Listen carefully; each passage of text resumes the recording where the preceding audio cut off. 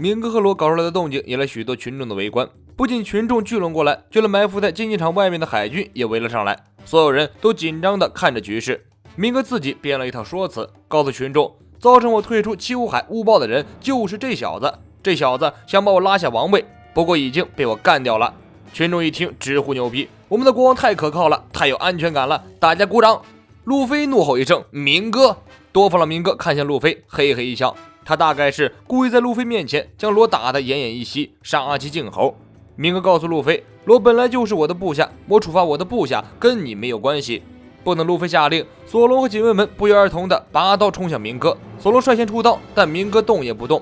藤虎大将从一边跳出来，出刀拦下了索隆的攻击。论刀战，索隆当然不虚，关键藤虎还有 buff 加成。索隆突然感觉身子整个一沉，脚下的石头开裂崩碎，这种突如其来的重力是怎么回事？没等索隆探究事情缘由，脚下已经裂开了一个很深的洞，索隆随即掉进洞中。警卫们看到洞口发呆，明哥跳起来一招将警卫们干倒。路飞扒着竞技场栏杆想要出手，却帮不上忙，只能无能怒吼。他用手抓紧栏杆，身体突然失去力气，这栅栏居然是海漏石做的。跌入地洞中的索隆依旧被重力紧紧压着，索隆一声怒吼，将手中的刀一甩，一道绿色的刀锋被甩出去。藤虎反应迅速，用手中的短刀扛了下来。飞斩技牛逼！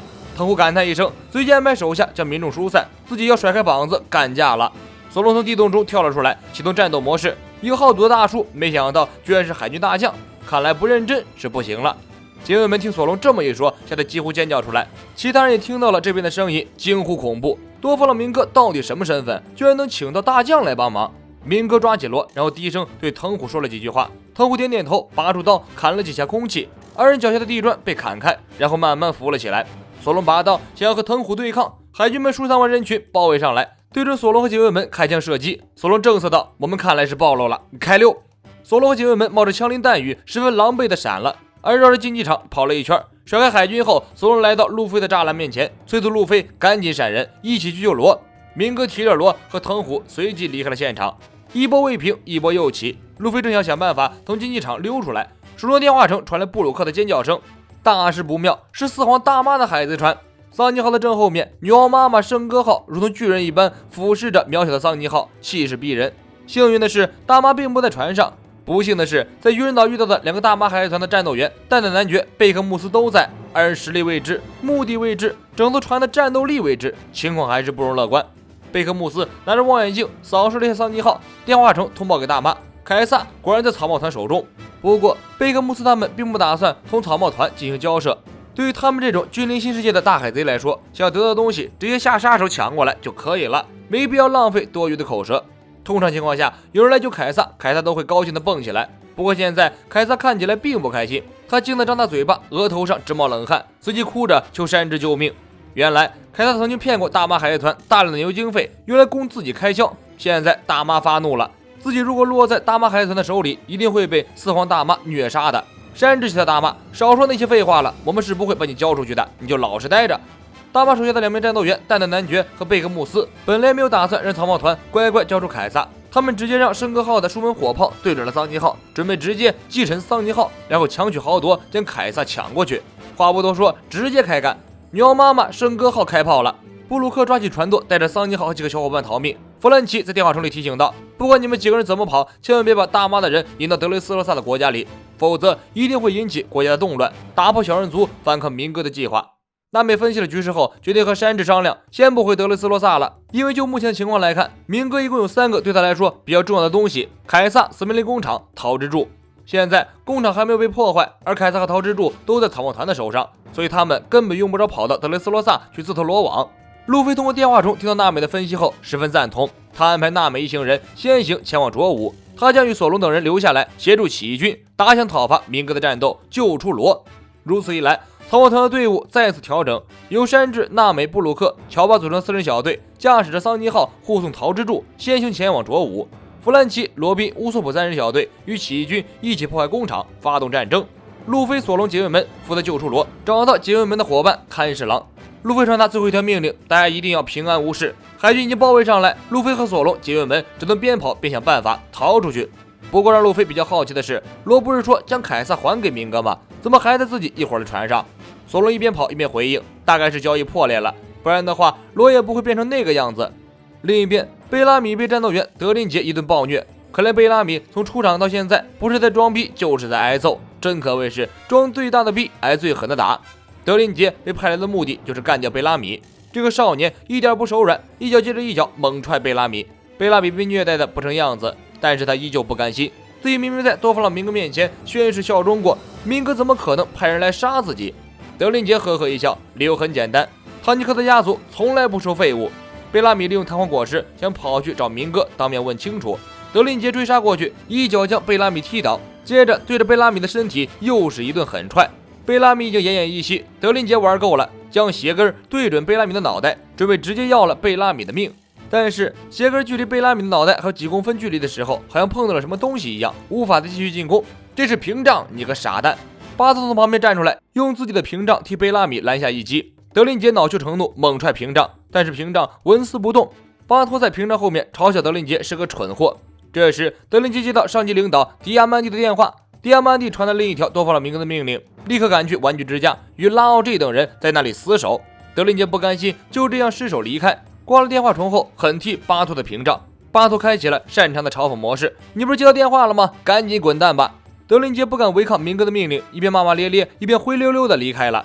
贝拉米已经清楚自己被多弗朗明哥完全抛弃了，他心有不甘，不只是不甘，更多的是信仰坍塌的痛苦。他一直视多弗朗明哥为偶像，为自己的精神支柱，现在自己唯一这个信仰没了，自己的人生目标也失去了。贝拉米感觉未来一片昏暗。巴托要把贝拉米送去医务室，贝拉米哭嚎着将巴托赶走。自己现在这个样子已经失去活下去的目的了。而且让贝拉米更警惕的是，刚刚在擂台上还是拼死厮杀的敌人，巴托这个家伙怎么可能会好心救自己呢？巴托坚定地说道：“男子汉只要在同一个擂台上交过手，就是战友了。我再怎么堕落，也不会扔下兄弟不管的。”路飞拐进竞技场的后场，到处寻找出口，幸运的遇到了巴托和贝拉米。路飞跑上去与他们打听出口，巴托紧张的说不出话来。贝拉米告诉路飞，竞技场是没有出口的，选手一旦进来就出不去了。贝拉米自己有办法出去，路飞决定暂时放下烧烧果实，和贝拉米一起离开竞技场，毕竟伙伴的生命更重要。巴托毛遂自荐道：“先把烧烧果实交给我吧。”这就是巴托原本参加竞技场的目的，将烧烧果实拿到手，然后送给自己敬仰的路飞。几个人正在开心的聊着，一个人影走了过来，站在路飞不远的地方，平静地说道：“草帽路飞，烧烧果实是绝对不会让给你的。”巴托一听这话就来了火气，这小子谁呀？居然敢和路飞前辈这么说话，够不够资格？混哪片海域的？知不知道路飞前辈是什么人？那是堂堂火拳艾斯的弟弟，未来的海贼王。这个混小子真是不知道天高地厚。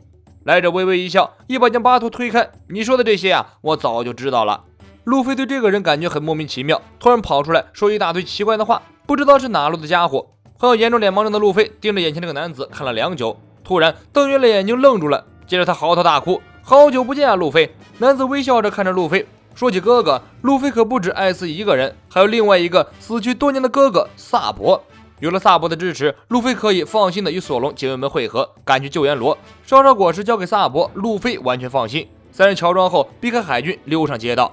花田地下，雷宾向弗兰奇一行人介绍自己的战术以及部署的战略计划。在德雷斯罗萨的地下藏着一个不为人知的地下世界，这里有进行非法交易的交易港，还有一个神秘的工厂。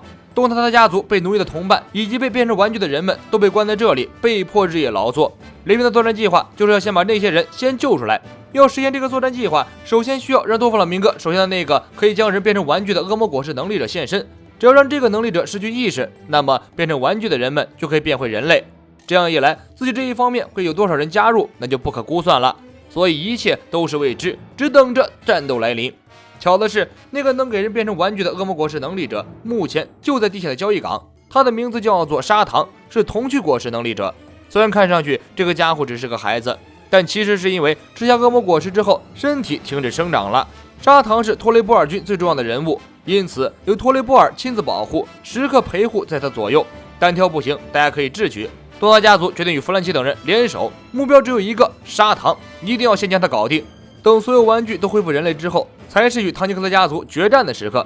雷宾布置完了作战队形，大家纷纷展开行动。先遣部队由黄色的独角仙部队和粉色的蜜蜂部队担任，雷欧率领多塔塔其他成员由地下通道向交易港前进。不过由于弗兰奇三人体型太大，无法经过小人族所走的秘密通道，只能从玩具之家上面进入到交易港里。玩具之家位于王宫所在的高地地下，是玩具们每晚都要回去的地方，禁止人类进入。说是家，但其实并不是玩具们生活的地方，里面也没有睡觉的床，而是玩具们的集中地。这里有一个直通地下交易港的通道，每天晚上玩具们都由这里到达交易港，在交易港进行通宵劳作。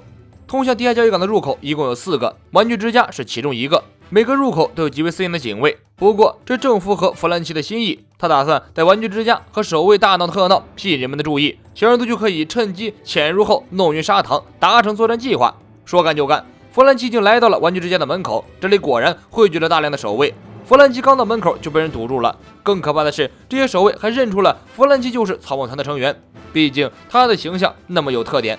为了阻拦弗兰奇，后续部队冲了出来。在守卫的身后还坐着一个关键性的人物——唐吉诃德家族迪亚曼蒂军干部奶嘴哥。弗兰奇看了眼这个奇怪的男人，不想和他多废话，举起左手释放风来炮，破坏力和杀伤力惊人，直接将一群杂兵连同地板砖一起掀飞。接着，弗兰奇用机枪一顿扫射，打得玩具之家的士兵们惨叫声连连。迎战弗兰奇的干部奶嘴哥是水果实能力者，能在物体中像游泳一样自由穿梭。他悄悄潜伏到了弗兰奇身后，弗兰奇专心对付玩具之家前面的杂兵，丝毫没有察觉。本来就是一个绝佳的偷袭机会，但是奶嘴哥却放弃了，游回弗兰奇的面前，大骂：“你是个瞎子吧！”弗兰奇吓了一跳，用强力右拳将奶嘴哥击飞。玩具之家的骚动很快传到了唐吉诃德家族的几个干部那里。此时，托雷波尔与砂糖就在玩具之家的地下，二人看上去一点不慌。托雷波尔不屑地说道：“不过是一些小骚乱而已，若敢入侵到地下工厂，就可以直接灭了他们。”此时在地下，小人族们正全力向工厂赶来。这些小人虽然个子小，但是收集情报的能力一流。他们分散出去的谍报人员总能在第一时间掌握敌人动态。就在刚刚，他们收到消息，唐吉诃德家族已经有4个干部加入了保卫工厂的队列中，而且都是战斗军团迪亚曼蒂军的人，是东京竞技场不败战绩的大明星，实力深不可测。雷欧一行人通过地下快速通道，很快来到交易港。这个地方多多少少有点吵，乌索普和罗宾悄悄溜出去一探究竟。士兵雷宾准备先行前往皇宫，直接挑战多弗朗明哥，与小人族暂时告别。乌索普和罗宾靠在一个巨大的集装箱边，向外面看去，惊得差点尖叫出来。这里有港口，有运输船，有无数的玩具劳动力，有成排的房屋建筑。与其说是工厂，不如说是已经成型的巨大港口城市。我是谢木君，咱们下期见。